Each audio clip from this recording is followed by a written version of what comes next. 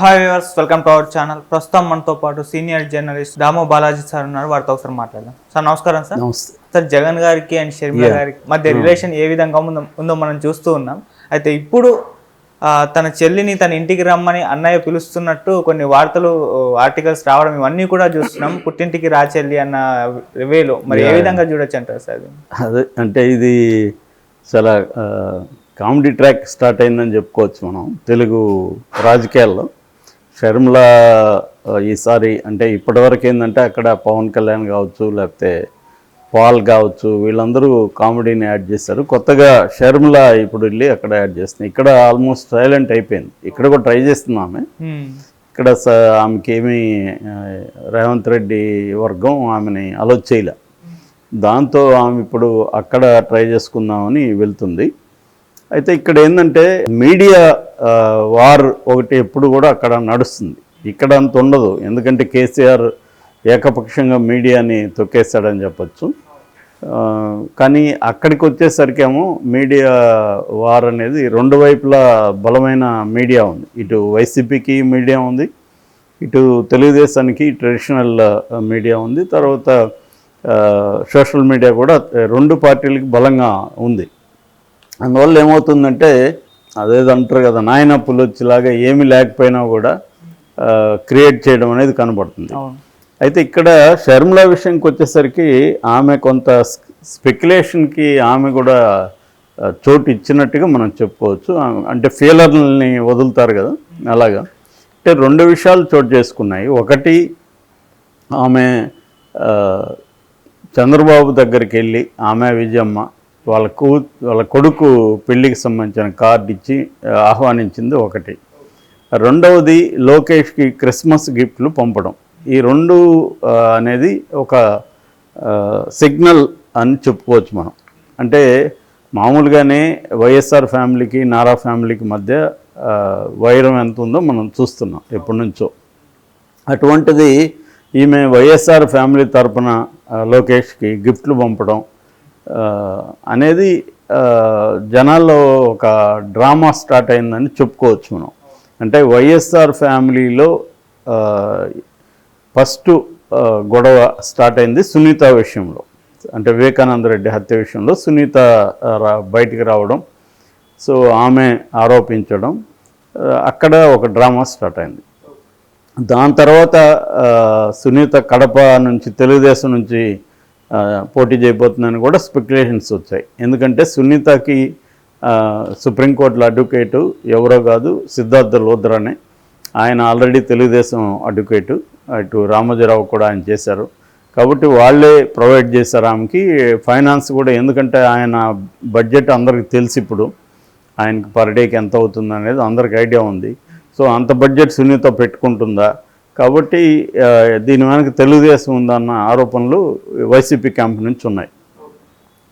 So దాని తర్వాత షర్మిల ఇక్కడికి వచ్చినప్పుడు తెలంగాణకి ఆమె ఎవరి బాణం అనేది, ఎవరు వదిలిన బాణం అనే చర్చ నడిచింది. అప్పుడు రకరకాల కాన్స్పిరసీ థియరీస్ వచ్చాయి. ఆమె కేసీఆర్కి యాంటీగా ఉన్న ఓటు బ్యాంక్ అని చేల్చడానికని కొంతమంది, లేదు ఆమె జగన్తో గొడవలు వచ్చాయి కాబట్టి ఇక్కడికి వచ్చిందని, జగన్తో గొడవలు వస్తే అక్కడగా చూసుకోవాలి, ఇక్కడేం పని అని, ఇలా రకరకాల వచ్చాయి. ఇప్పుడు ఆమె కాంగ్రెస్లో చేరబోతుందని కాంగ్రెస్ వాళ్ళే చెప్పారు. సో గిడుగురాజు రుద్రరాజు చెప్పాడు, ఆయన ఆంధ్రప్రదేశ్ పిసిసి ప్రెసిడెంటు. తర్వాత మాణిక్యం ఠాకర్ను కొత్తగా పెట్టారు. నిన్న కూడా ఒక కాంగ్రెస్ లీడరు చెప్పాడు. యాక్చువల్గా ఈరోజు అనౌన్స్ చేస్తారని కూడా అన్నారు. మొన్న ఢిల్లీకి వెళ్ళింది ఆమె, ఆల్రెడీ బ్రదర్ అనిల్ కుమార్ ఢిల్లీలో ఉన్నాడు, అయిపోయింది అంతా. ఆమెని కాంగ్రెస్ ఎన్నికల ఇన్ఛార్జిగా ప్రకటించబోతున్నారు అనేది ఊహాగానాలు వచ్చాయి. సో ఈ కాంటెక్స్ట్లో ఇప్పుడు కొత్తగా ముఖ్యంగా ఆంధ్రజ్యోతిలో ఈ కథనం పెద్దగా ఫ్రంట్ పేజీలో చాలా పెద్దగా రాశారు. ఆ కథనం ఏంటంటే, ఈ జగన్ బెంబేలెత్తిపోయి, ఈ మొస్తే నేను గెలవలేనని బెంబేలెత్తిపోయి రాయబారం పంపించాడు. నువ్వు వచ్చేసేయి, వైసీపీకే వచ్చేసేయి, నీకు వైసీపీ నుంచి కడపకి ఎంపీగా టికెట్ ఇస్తాను అనేది వచ్చాడు అని. అసలు వివేకానంద రెడ్డి హత్యకి కూడా ఇదే ఒక కారణం అనేది కూడా ప్రచారం జరిగింది.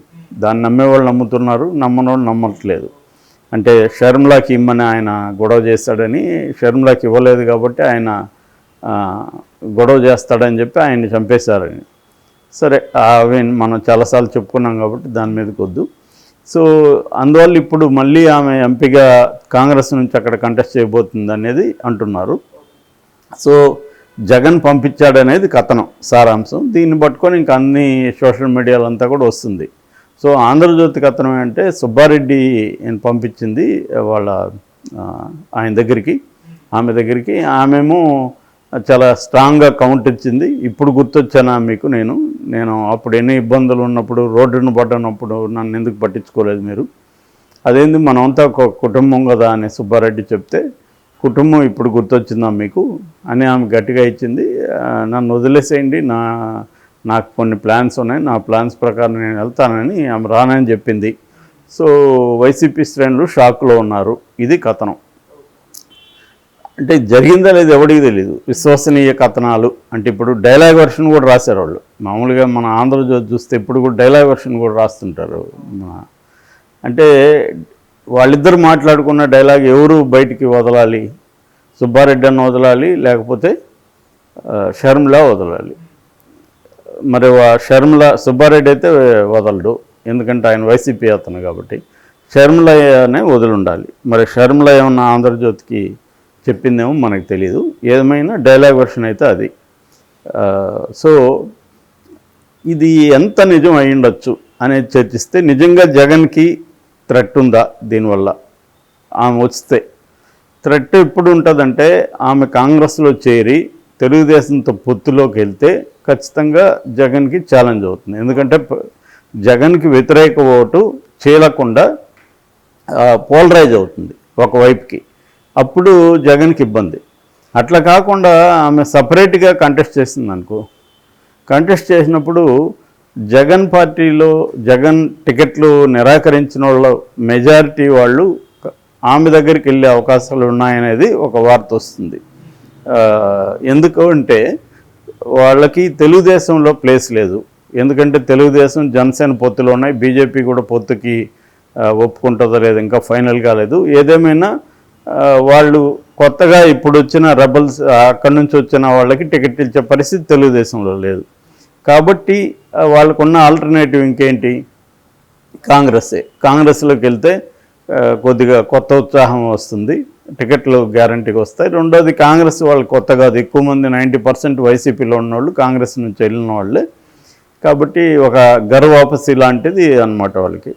సో ఈ కాంటెక్స్లో ఆమె సపరేట్గా పోటీ చేస్తే జగన్కి ఉపయోగమే కదా. జగన్ వ్యతిరేక ఓటు ఆమె కొంత చెల్లుస్తుంది, మిగతా ఇటు వెళ్తుంది.